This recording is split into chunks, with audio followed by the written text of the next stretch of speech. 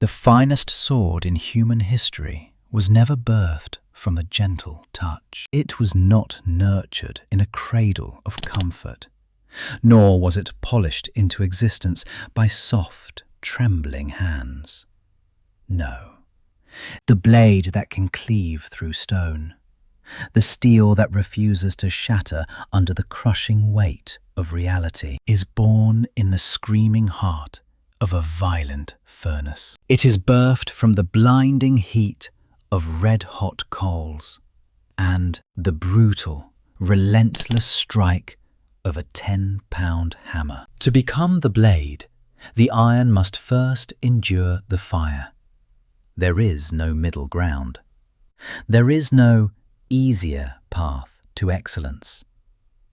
Look around you. Most people spend their entire lives running. They run from discomfort. They hide from the sting of criticism, and they treat pain as if it were a terminal disease. They pray for a life that is smooth, a path that is paved, and a world that never challenges their fragile peace. But history is a graveyard of the comfortable. The people who pray for ease are the first to collapse when the storm arrives. They are the wax of humanity, pliant, soft, and destined to melt the moment the temperature rises. The alchemy of suffering. Pain is not your enemy. Pain is the raw material of your evolution. It is the only currency with which you can purchase true power. The very suffering you are currently trying to escape, the betrayal that keeps you awake, the failure that stings your pride, the loneliness that hollows out your chest, that is not a curse. It is the carbon being pressed into your soul to turn iron into steel. In the face of heat, there are only two outcomes. You are either wax or you are steel. When life turns up the temperature, wax melts. It loses its shape. It dissolves into a puddle of excuses, blaming the fire for its own lack of structure. Wax seeks the path of least resistance. It wants to go back to being cool and soft.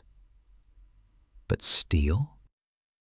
Steel welcomes the fire. Steel understands that without the heat, it is nothing but a useless lump of raw ore buried in the dirt. The fire is what allows the hammer to reshape it. The fire is what gives it its edge. The fire is what makes it dangerous. The surgical restructuring of the self. This is not your typical motivational speech. I am not here to tell you to think positive or to believe in your dreams while you sit on a couch of complacency. This is not a Sunday sermon designed to make you feel warm and fuzzy inside. This is a clinical, surgical restructuring of your mental DNA. Resilience is not a personality trait you are born with. It is a biological and psychological architecture that you build, stroke by stroke, strike by strike. We are here to strip away the victim coding that has been programmed into you by a society that profits from your weakness. We are here to overwrite the software of your mind that tells you to seek safety over growth. Phase 1.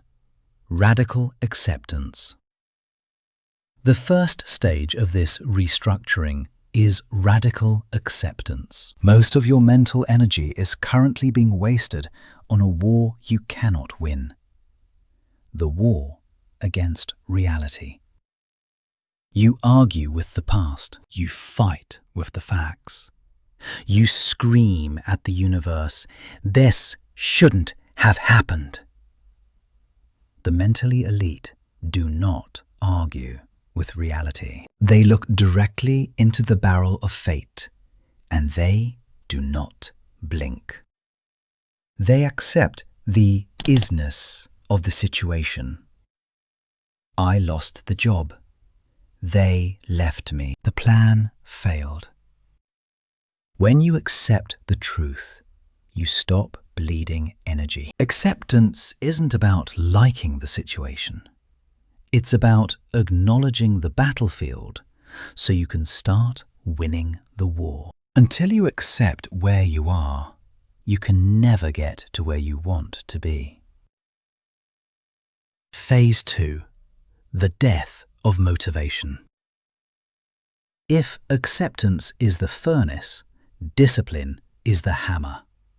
Motivation is a lie told to the weak. Motivation is a feeling, and feelings are as fickle as the weather.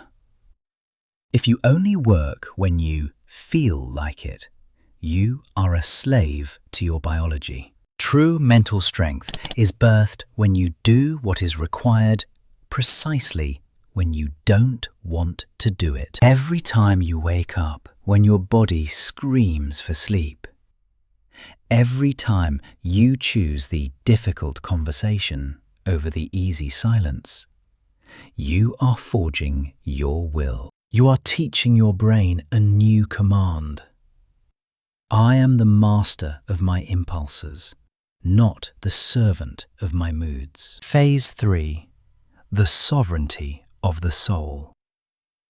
The final layer of this DNA restructuring is the elimination of external validation. A mind that seeks approval is a mind that can be easily manipulated. If you need their good job to feel worthy, you have given them the power to destroy you with a single, "You're not good enough." True power is found in the silence of your own room at 2 a.m. It is found in the internal conviction that you are doing what is right, even if the whole world is shouting that you are wrong. When you stop living for the applause, you become immortal to the criticism. You become a closed system, self-sustaining, self-correcting, and sovereign. The conclusion of the old self. The process has started. The heat is rising. The hammer is raised. You can feel the old, soft parts of your identity beginning to burn away. Let them burn. They were never going to serve you in the life you were meant to lead. The person you were yesterday, the one who complained, the one who hesitated, the one who sought comfort, is being incinerated. The world will never stop trying to break you. It is the nature of the world to test the strength of its inhabitants. But from this moment forward, you will not pray for the world to change. You will not beg for the flames to go out. You will simply become too strong for the world to crush. Don't pray for a light burden. Build a stronger back. The forge is open. The fire is ready. Let us begin. The great misconception of acceptance. In our modern world, we have been conditioned to believe that acceptance is a synonym for surrender. We have been taught that to accept a harsh reality is to wave a white flag, to roll over, and let the world stomp its boots onto our chests. We associate it with the weak, the broken, and the defeated. But this is a catastrophic misunderstanding of the human psyche. Acceptance is not a whimper. It is a roar of clarity. It is not the act of lying down in the mud. It is the act of accurately measuring the depth of the mud so you can find the footing required to climb out. Acceptance is the highest form of mental sobriety. It is the moment you stop hallucinating that life should be different and start dealing with what actually is. Most people live in a state of perpetual intoxication, drunk on their own expectations of how the world ought to behave. And when the world refuses to comply with their wishes, they shatter. They don't fall because life is too cruel. They fall because they refuse to believe in the reality of the blow that hit them. The why me trap, a leak in your mental armor. Observe the person who has just faced a disaster, whether it is a failed business, a shattered relationship, or a physical injury. The script is usually the same. They scream into the void. Why me? Why now? I didn't deserve this. This isn't fair. Listen closely to those words. Every why is a leak in your mental armor. Every why is a desperate attempt to argue with a past that has already happened. You are standing in the middle of a burning house, yelling at the fire for being hot. It is an exercise in futility that achieves nothing but the total exhaustion of your spirit. When you ask why, you are essentially saying that the universe has made a mistake. You are placing yourself in the role of a victim who has been singled out by fate. This mindset is a cage. As long as you are busy demanding an apology from life, you are incapable of taking action to save yourself. You are paralyzed by your own sense of injustice. The steel mind's pivot from why to what next.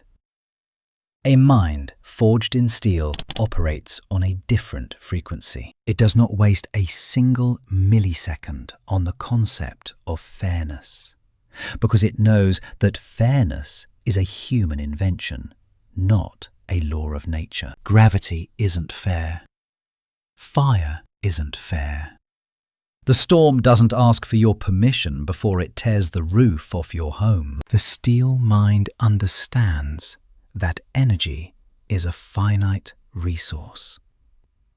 When a catastrophe strikes, you have a limited amount of internal power to spend. If you spend 90% of that power grieving over the unfairness of the situation, you only have 10% left to find a solution. You are fighting the war with empty magazines. Acceptance flips that ratio. By cutting off the why me internal monologue, you immediately recover that 90% of your energy. You stop arguing with the fact that the ship is sinking, and you start looking for the lifeboats. The steel mind asks one surgical, cold, and devastatingly effective question. What now? The money is gone. What now? The bridge is burned. What now? The body is broken. What now? This shift from the past tense why to the future tense what is the exact moment a victim transforms into a strategist. Radical sobriety in the eye of the storm. Imagine standing in the center of a hurricane. The wind is howling at 150 miles per hour. Debris is flying past your head, and the ground is shaking beneath your feet. In this moment, you have two choices. You can close your eyes, clench your fists, and scream at the clouds, hoping they will realize they've made a mistake and stop. This is what most people do. They live in denial until the debris hits them. Or you can practice radical acceptance. You plant your feet. You look at the dark, swirling sky with a terrifyingly calm gaze. You breathe in the chaotic air and you say, "Okay, the storm is here." This isn't a sign of peace. It's a sign of readiness. By acknowledging the storm's presence, you are no longer surprised by it. You are no longer its plaything.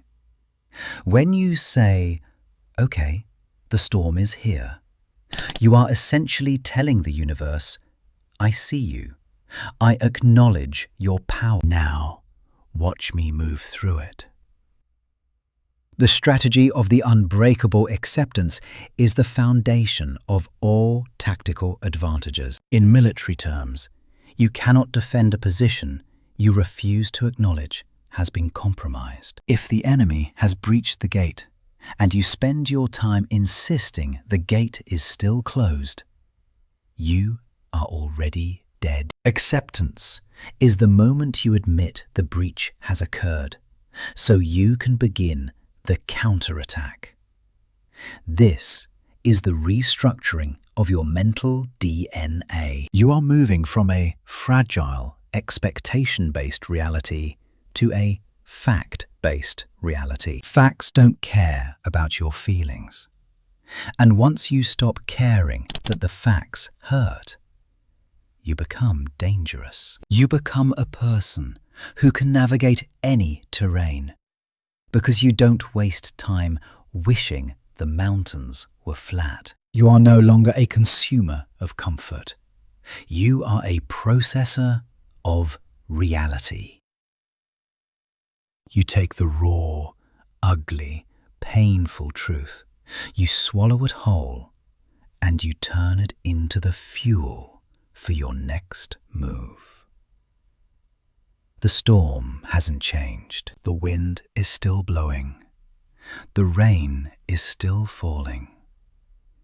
But you have changed. By accepting the reality of the storm, you have become the most stable object in it. You are no longer fighting the wind. You are using its velocity to propel you forward. The what now era of your life begins today. Look at your reality. Name it. Own it. And then walk right through the center of it. The great deception of motivation. We live in an era obsessed with feeling like it. We are told to find our passion, to wait for the spark, and to move only when the spirit moves us. We treat motivation like a sacred guest that we must entertain and appease. But let us call motivation what it truly is: a con artist. Motivation is a fair weather friend. It is a liar that whispers sweet promises when your stomach is full, when the sun is shining, and when your caffeine levels are peaking. It shows up when you are happy, when the goal feels new, and when the rewards seem close at hand. But the moment the temperature drops, the moment the exhaustion sets in, and the moment the newness of the task wears off, motivation is the first to flee the scene. If you base your life's work on motivation, you have built your house on a foundation of shifting sand. If you wait for the mood to strike before you take action, you haven't just slowed down. You have lost the race before you even stepped onto the track. Relying on motivation is a sign of a fragile mind. It is the hallmark of an amateur who is still a slave to their internal chemistry. The definition of the forge: doing what is necessary. Discipline is the antithesis of motivation. Discipline does not care how you feel. It does not ask for your opinion on the weather. And it certainly does not care if you are tired, bored, or on the verge of tears. Discipline is the cold, calculated execution of what is necessary, regardless of your emotional state. It is the ability to look at your own pain, your own resistance, and your own wanting to quit, and simply say, "Noted. Now, get back to work." When we say that discipline is doing what is necessary, even when you want to cry, We are talking about the ultimate form of self-sovereignty. Tears are just salt water. Fear is just a neurological signal. Boredom is just a lack of perspective. None of these things have the power to stop your hands from moving or your mind from focusing, unless you grant them that power. To be disciplined is to withdraw your consent from your weaknesses. Each repetition is a hammer strike. Imagine your will as a raw, unformed slab of iron. In its natural state, it is soft, porous, and easily bent by the world. To turn that iron into a blade, it must be subjected to the hammer. Every time you hear the alarm at 5 a.m.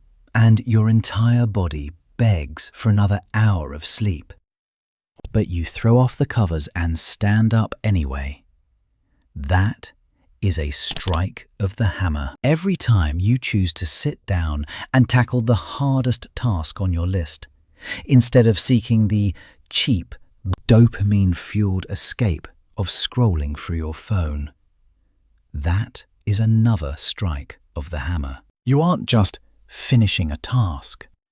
You are compacting the molecules of your character. You are hardening the edges of your resolve. With every act of discipline, the iron becomes denser. It becomes less like a tool and more like a weapon. People wonder why some individuals seem naturally resilient. There is nothing natural about it. They have simply spent years netting, striking their will against the anvil of discomfort until it became impossible to break. The insurance policy of the future. There is a profound paradox in the human experience. The easier your life is today, the harder it will be tomorrow. And the harder you make it on yourself today, the easier it will be tomorrow. Discipline is the premium you pay for a future that is unshakable. It is a down payment on a version of yourself that can survive any economic crash, any personal betrayal, and any health crisis. When you practice discipline, you are buying insurance. You are ensuring that when the world eventually tries to push you down, and it will, you will have the structural integrity to stand your ground. The person who has spent their life seeking comfort is a person with no equity in themselves.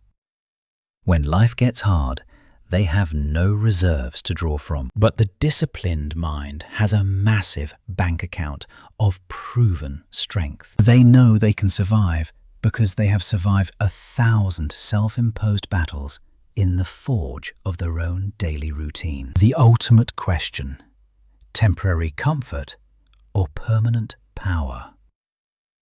Every single hour of your day, you are making a transaction. You are trading your time for one of two things: temporary comfort or permanent power.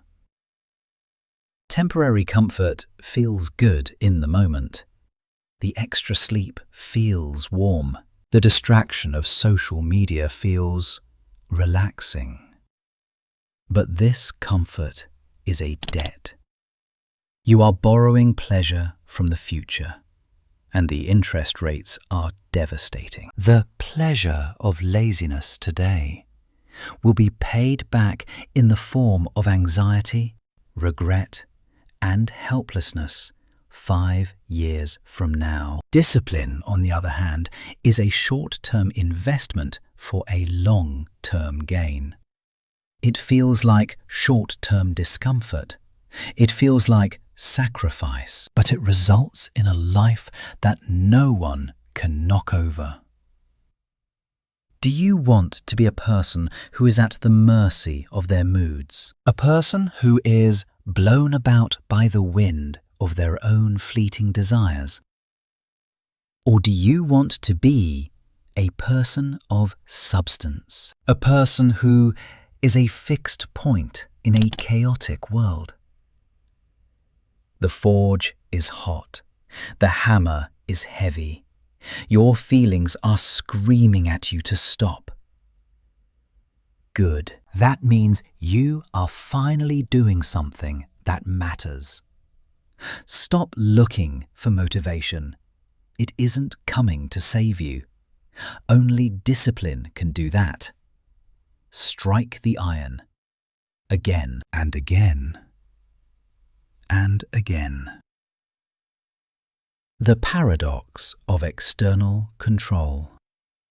We live in a world that has turned being liked into a global currency. We are told from birth that our value is a reflection of how others perceive us. We chase the nod of approval from our parents, the gold stars from our teachers, the likes from strangers on a screen, and the elusive respect of a society that doesn't even know our middle names. But here is the biting paradox, the great irony of the human ego. The more you attempt to control the opinions that others have of you, the more you become their prisoner. Every time you tailor your words to avoid a disagreement, every time you suppress your truth to fit into a social circle, and every time you dress, act, or speak for the gaze of the audience, you are handing over a piece of your soul. You are essentially handing the keys to your internal mansion to a complete stranger passing by on the street and saying, "Here, you decide if I am allowed to feel happy today." Why would you grant such immense power to people who do not have to live with the consequences of your life? The mirror at 2 a.m. The world is a theatre of noise. During the daylight hours, it is easy to get swept up in the performance. You can hide behind your titles, your achievements, and the digital applause of your followers. But the sun always sets, and eventually you find yourself standing in front of a mirror at 2 a.m. In that cold, uncompromising light, the applause has died down. The notifications have stopped. There is no audience to perform for, no boss to impress, and no critics to appease. There is only you and the silent reflection staring back. This is the moment of truth, real strength, the kind of strength that survives bankruptcies, breakups, and betrayals, is found in that silence. It is the quiet, unshakable conviction that says, "I know who I am. I know what I stand for, and I do not need your permission to exist." If you find yourself feeling empty when the room is quiet, it is a sign that you have built your identity on the shifting sands of other people's opinions. A steel mind is built on the bedrock of self-validation. It is a fortress that remains standing even when the rest of the world has turned its back. The death of the people-pleaser. To become truly independent, you must be willing to let the people-pleaser within you die a painful death. This part of you is a parasite. It feeds on the smiles of others and starves when it encounters a frown. It makes you a coward. It makes you a diplomat of lies. When you finally stop living to please the world, something miraculous happens. The world loses its power to hurt you. If you don't care about their praise, you cannot be manipulated by their criticism. If you don't seek their inclusion, you cannot be wounded by their rejection. By cutting the invisible strings of validation, You transform from a puppet into a master. Think about the sheer exhaustion of trying to keep everyone happy. It is a mathematical impossibility.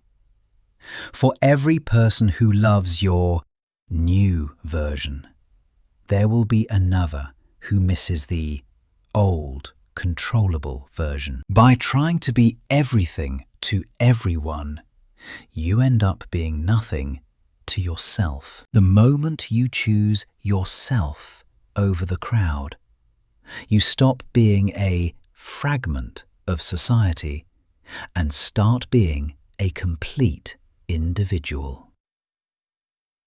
The value of the lone wolf versus the noise of the herd. There is a profound dignity in the solitude of the strong. Society often labels this loneliness and treats it like a disease to be cured. They want you to stay in the herd because herds are easy to manage. They want you in the noisy crowd because a man who is part of a crowd is a man who isn't thinking for himself. But the loneliness of a person who has mastered their own mind is not a deficit. It is a luxury. It is the peace of a fortress. It is better to stand alone in the clarity of your own truth than to be surrounded by 1,000 people who only love the mask you are wearing. The hustle and bustle of the herd is often just a collective distraction from the fact that no one in the group knows where they are going. The lone wolf is not a wolf who hates other wolves. It is a wolf who has realized that the pack's direction is often dictated by fear, not by vision. When you are independent, you choose your tribe based on shared values, not on a desperate need for belonging. You move because you have a destination, not because the crowd is moving. Constructing your internal sanctuary. How do you build this fortress? You start by making small sacrifices of approval. Say no to an invitation you don't want to attend, even if it makes you uncool. Speak an unpopular truth in a room full of nodding heads. Post your work without checking the likes for 3 hours. Each time you survive a micro-rejection from society, your internal fortress grows a foot taller. You realize that the sky didn't fall. You realize that you are still breathing. You realize that the monsters of other people's opinions were only shadows on a wall. Sovereignty is the ultimate goal of the human experience. To be a king or queen of your own internal landscape. To look at the chaos of the world, the trends, the outrage, the judgment, and simply shrug. You are no longer a leaf blown by the wind of public opinion. You are the mountain that the wind must blow around. The world will try to pull you back into the herd. It will use guilt, it will use shame, and it will use the threat of isolation. Smile at these attempts. They are merely tests of your resolve. Build your fortress. Guard your keys. And remember, he who needs nothing from the crowd is the only one the crowd can never conquer. The anatomy of a scar. We spend a vast amount of our lives trying to hide our wounds. We cover them with sleeves, we bury them under layers of forced smiles, and we tuck them away in the dark corners of our memories. We have been conditioned to view a scar as a mark of shame, a permanent record of a moment when we were caught off guard, a moment when we were broken, a moment when we lost. But the steel mind views the anatomy of a scar through a different lens. A scar is not a sign of weakness. It is a physical and spiritual certificate of survival.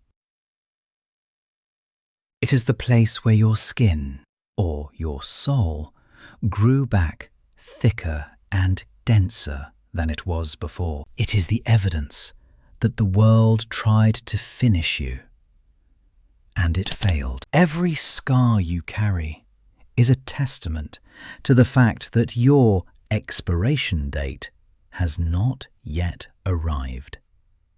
You are still here. You are still breathing. You are the one who walked out of the wreckage while others stayed inside. The purpose of the fire. We often view pain as a pointless cruelty, an accidental glitch in a life that should have been happy. But pain is never accidental.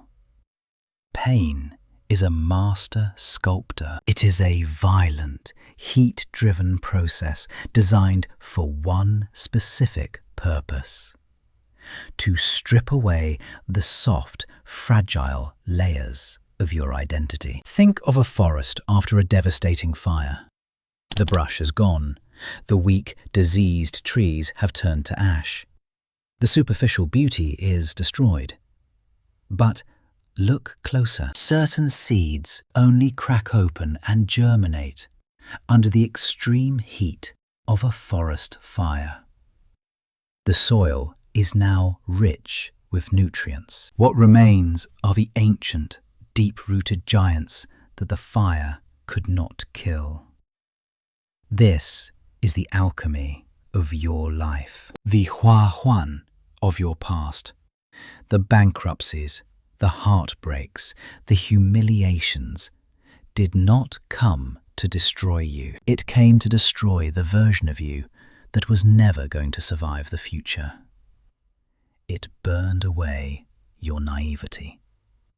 It burned away your misplaced trust. It burned away your soft expectations. What is left standing in the ashes is the only part of you that matters.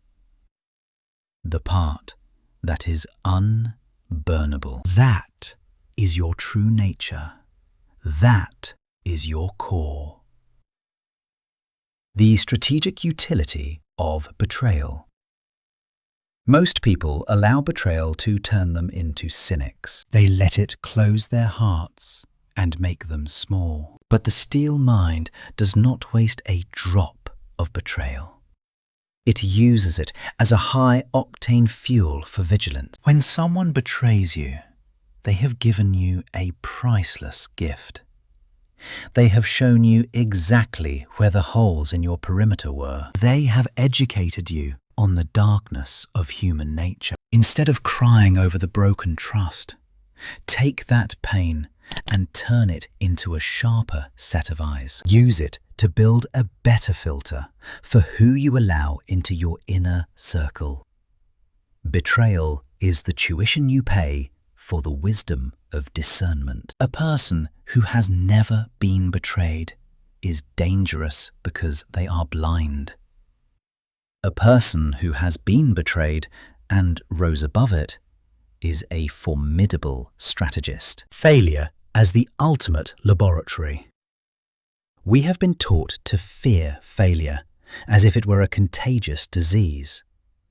But failure is simply a data point. It is the lab report that tells you exactly which part of your strategy was flawed. When you fail, you aren't a failure. You are a scientist who has just discovered one more way that doesn't work. The pain of failure is the friction that sharpens your blade. If you win on your first try, you learn nothing. You only gain ego. But when you fail, you are forced to go back to the drawing board. You are forced to innovate. You are forced to become better than you were. Use your failures as the bricks with which you build your empire. Every no you've ever received is just a stepping stone toward the yes that will change your life. The magnetism of loss. Perhaps the heaviest pain we carry is the pain of loss.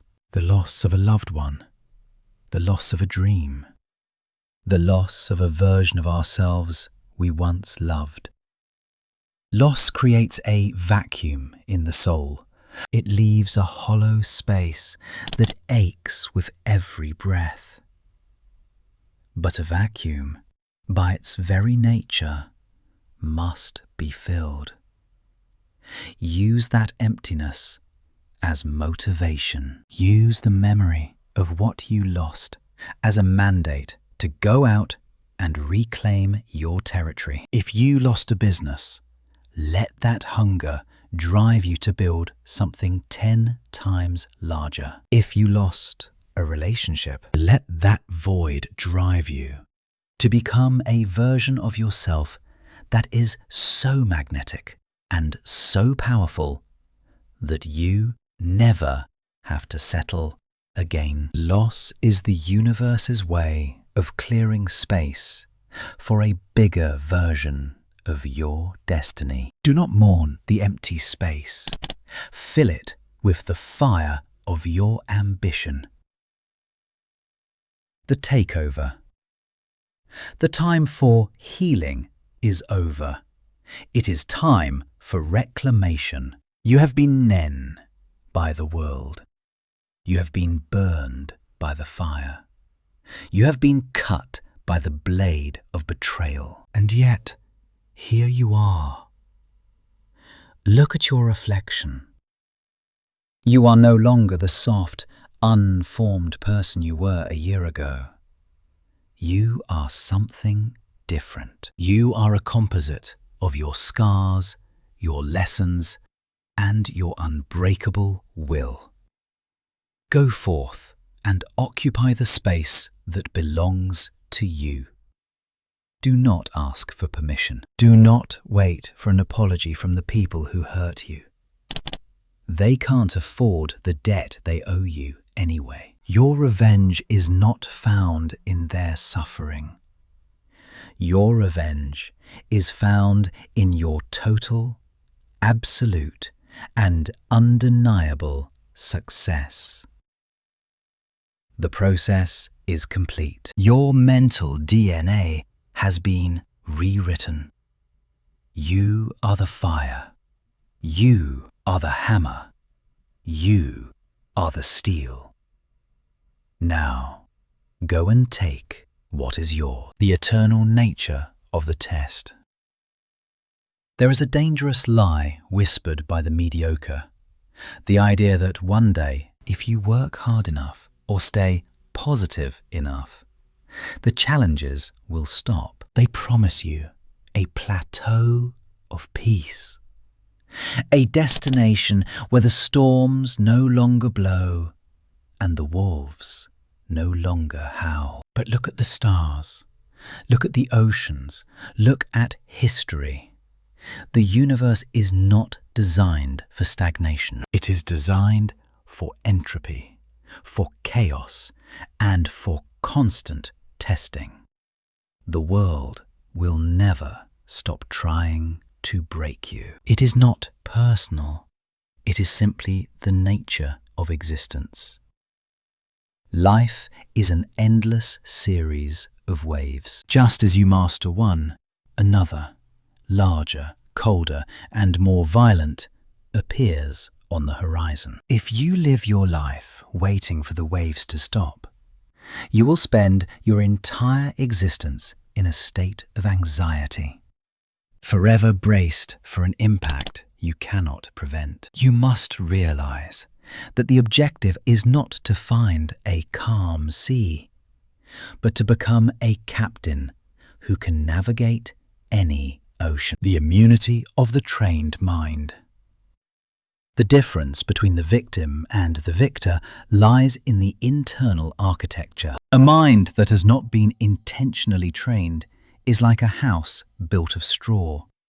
It looks fine in the sunshine, but it collapses at the first touch of a gale. However, a mind that has been systematically forged through the steps we have discussed, acceptance, discipline, independence, and the alchemy of pain, becomes something else entirely.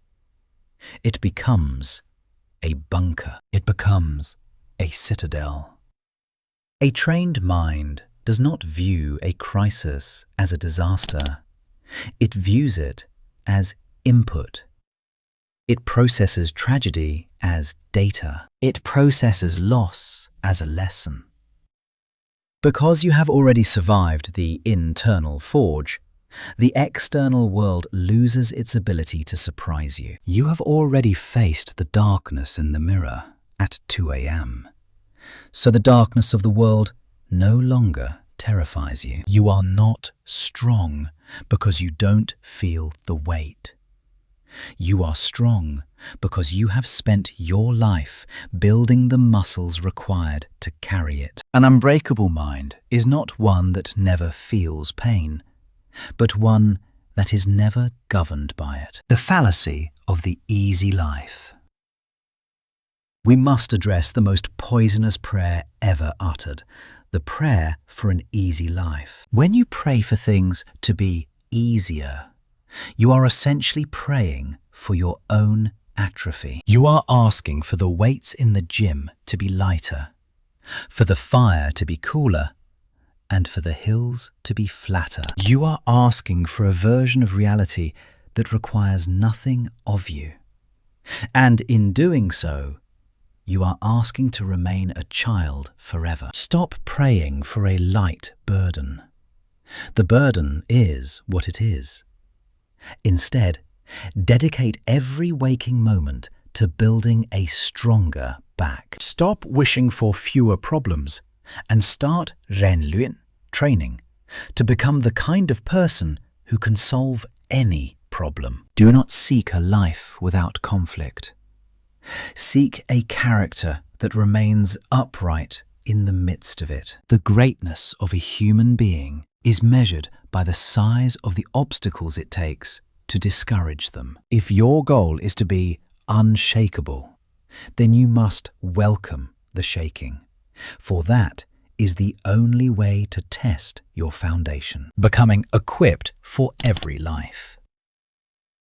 There is a profound liberation in the realization that you can endure anything. When you stop being afraid of what might happen, you finally start living. The person who is only okay when things are going well is a prisoner of their circumstances. But the person who has forged themselves into a survivor of all worlds is the only truly free person on this planet. Whether you are at the pinnacle of success or in the depths of a dungeon, your internal state remains the same. You are the master of your reactions. You are the owner of your peace. You have become a universal solvent. No matter what life pours into your cup, you have the alchemy to turn it into gold. This is the ultimate goal of the steel mind. To be so resilient that the word defeat becomes a foreign language. The Covenant of Steel, CTA. This journey we have taken is not a solo mission. It is a brotherhood of the broken who refused to stay shattered. It is a covenant of those who looked at the fire and walked toward it. If you have stayed until the end of this manifesto, it is because something in your DNA has already begun to shift. The soft parts of your soul are hardening. The victim is dying, and the warrior is rising. But a manifesto is nothing without action. If you choose this path, the path of the hammer, the path of the forge, the path of the steel, then I want you to leave your mark. Do not just like this and move on to the next distraction. Leave a comment below. Write, "I am steel," or leave a symbol of your commitment. Let the world know that there is one less victim for it to prey upon. We are building a phalanx of the unbreakable. We are a community of individuals who have traded their comfort for their sovereignty. We will not stop. We will not complain.